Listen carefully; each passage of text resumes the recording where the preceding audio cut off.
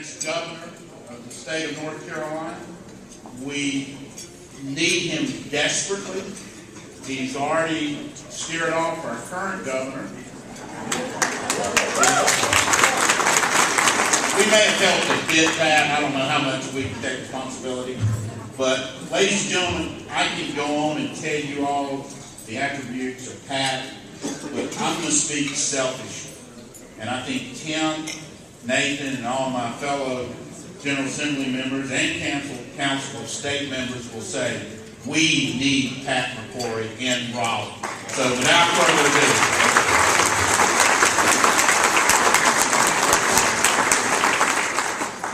How's everyone doing? I'll tell you, it is great to be here in Buncombe County. We're so close to heaven right here. It is great. And there are two people that weren't introduced, one who's not here and one who is here. The first person is your featured speaker, and she is the most popular politician, public servant in North Carolina. She was one of the leading vote getters in 2008 when Obama just ran the tables in our state. There was one person who was left standing, and before she speaks, she's the feature speaker because she's so important and she's been so good for North Carolina. You get into an elevator, you see her picture. But everyone give a round of applause for Labor Commissioner Cherry Berry. She looks great.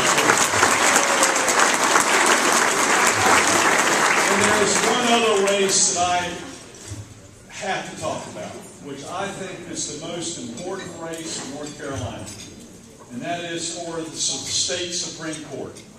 And he is not here tonight, but I went to high school with him at Ragsdale High School in Jamestown, North Carolina, and he is in the most important position right now that we have to protect, and that's on the Supreme Court. And he is traveling throughout the state with his wife, working extremely hard, but we have to re-elect Paul Newby for the state Supreme Court. It is the #1 race in North Carolina, and it's extremely important for our state and I think for our country. Paul Newby would be a great Supreme Court justice down the road, I'll tell you. I'm just so impressed with him. Tom, thank you very much. You are doing a great job in our state government and our state capitol. And I am also pleased to present this good news, that Beverly Perdue will not be the next governor of North Carolina. But I do want to let everyone in this audience know that the understudies of Beverly Perdue and her predecessor are ready to step up to protect the same good old boy and yes, good old girl system that's dominated the executive branch for far too long in North Carolina. One of the reasons I think we have this incredible unemployment rate in North Carolina, over 10% unemployment in North Carolina. In the greatest state, the United States of America, we're above the national average. We're having one of the highest unemployment rates. And yet, we have the same understudies of Easley and Perdue running for governor on the other side. The same people that fought Tom in our legislation. They fought tort reform. They fought energy exploration. They fought reducing regulations on small businesses. They fought photo ID. These are the same people who again want to take over the executive branch. Ladies and gentlemen, we won't get fooled again. We won't get fooled again.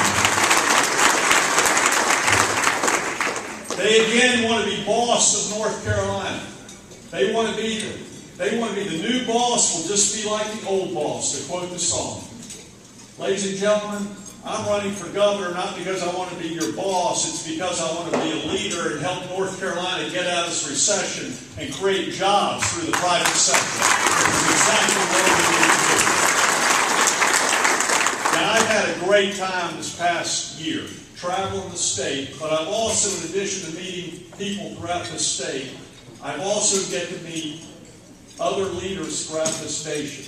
And the real leadership in this nation are other governors, other Republican governors who are moving their states out of this recession, while our governor and her understudies have been sitting on the sideline. Let me just tell you about a couple of these governors that I've got to meet and who are helping me in my election bid. The first one is Chris Christie from New Jersey.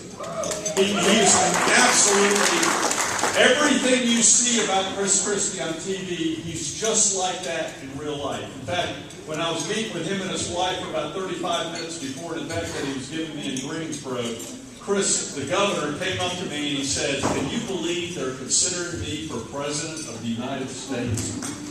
And you know what? That's what I like about him. He gets it. He's modest. If only Barack Obama had that modesty 4 years ago, it would have helped our country, because he wasn't ready to be President of the United States of America. And we're paying for it today. But Chris Christie right now is reducing the size of government in New Jersey.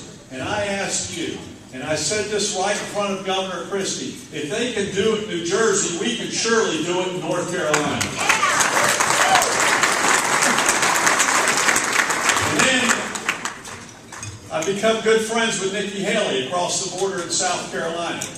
Nikki Haley, who is competing against our current governor for large jobs coming to North Carolina, Nikki Haley is winning the battle. Winning the battle even though our governor is offering all this upfront money to beg new industries to come to North Carolina. You know why Nikki Haley is winning those battles? She's first a better salesman than our current governor. But second, they in South Carolina have a lower sales tax, a lower income tax, a lower corporate tax, and a lower gas tax. Industry is going to go where they can find the best affordability so they can make money and hire people. Ladies and gentlemen, if they can have low taxes in South Carolina, we can have low taxes right here in North Carolina. And then there's Bobby Jindal in Louisiana, who's helped me in several events here already in North Carolina. What a dynamic 39 to 40-year-old leader. I mean, this guy has a future. He's absolutely incredible. And I'll tell you what Bobby Jindal has done in Louisiana. Louisiana used to be known for corrupt politics. And the first thing he did was initiate measure after measure after measure to end the corruption of state government in the state of Louisiana. In the state of Louisiana, ladies and gentlemen, if they can do it in Louisiana, surely we can end the corruption, the culture of corruption in North Carolina's executive branch. We can do better. And then there's one other governor that I've grown to respect a great deal, and I've got to meet. And that is a man named Scott Walker up in Wisconsin. And he is being attacked from all fronts. You know why? Because he wants to make Wisconsin a right-to-work state, just like we have in North Carolina. He wants to ensure also that they don't have collective bargaining, which is making their state less competitive, and it's also costing business and jobs in the state of Wisconsin. And Scott Walker is standing up strong to hundreds upon thousands of protesters that are trying to overtake this state capitol, and now we're trying to run him out of office in a June election. He is standing strong, and I'm going to stand strong with him, because that's the exact kind of leadership that we need in Wisconsin. That's the leadership we need in this nation.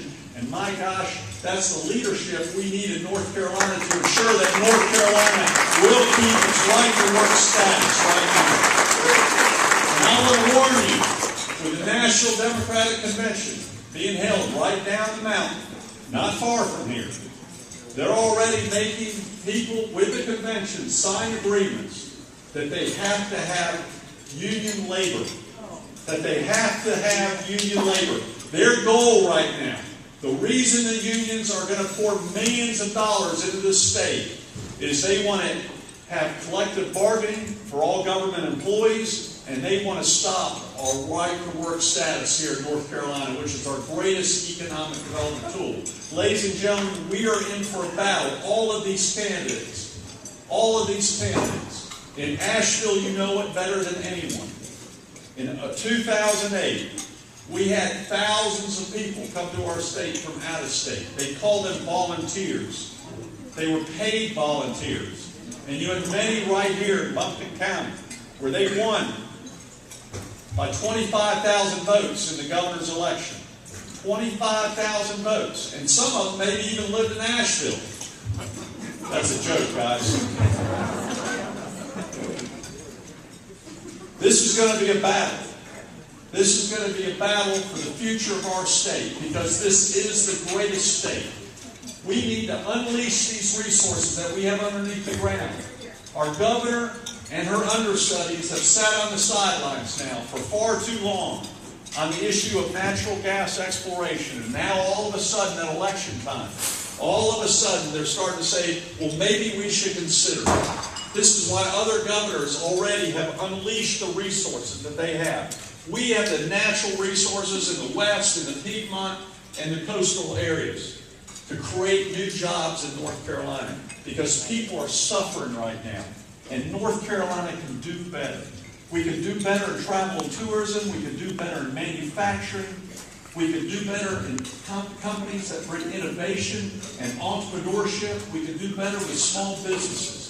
If we understand, if we don't tax them too much, if we don't regulate them too much, and if we unleash the resources that are available in our state, this state will lead the country in recovering from this recession.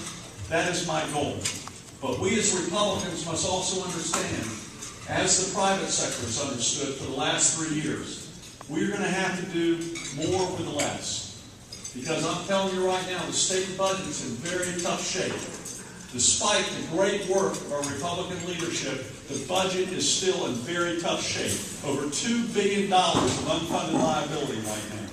Over $2 billion of unfunded unemployment liabilities that the governor took from Washington, D.C. and had no plan to pay back. And now their plan is to have small business pay it back, while they're just barely keeping their doors open. This is a tough situation for everybody, but we're going to have to do more with less. I went to the DMV to get my driver's license back in October. I turned 55 years of age and had to go get my eye test and a new picture. Upon arriving, I pulled up to the DMV and there was a long line outside the door, which meant I was going to have a long wait. After 30-some minutes, I finally got inside and sat in one of the chairs, just like you're sitting in today. Have y'all been in those chairs before? I was sitting in those chairs, and two things came to my mind. The first thing was this. Nothing has changed in the DMV since I got my first driver's license in 1972 in Jamestown, North Carolina. And that's inexcusable. And the second thing that came to my mind is I've got to run for governor, and we've got to reform the state. We've got to fix a broken government. We've got to fix a broken economy. God bless each one of you. Thank you very much for making this report.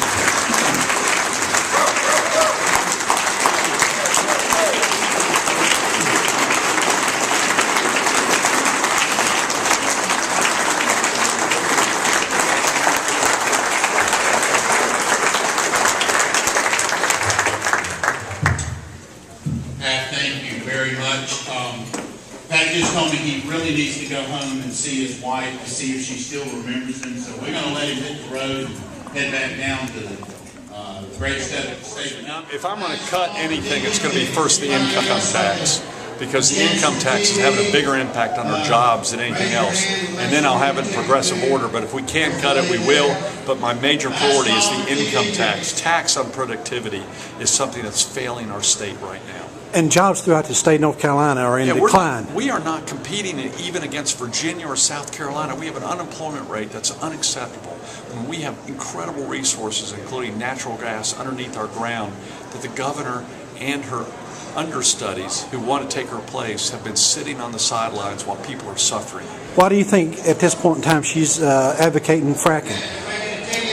You know, I have no idea how to read the current governor or her understudies who want to take her place, but they've waited too long. And even now, they're kind of walking a fine line on whether they're for or against it. I'm for it, and we need to start the process as soon as possible. Good luck in your run for governor. We're 4 years too late. Yes, good luck in your run. Thank you. Pat, okay? Okay, last call, everybody. We've been selling these TV raffle tickets since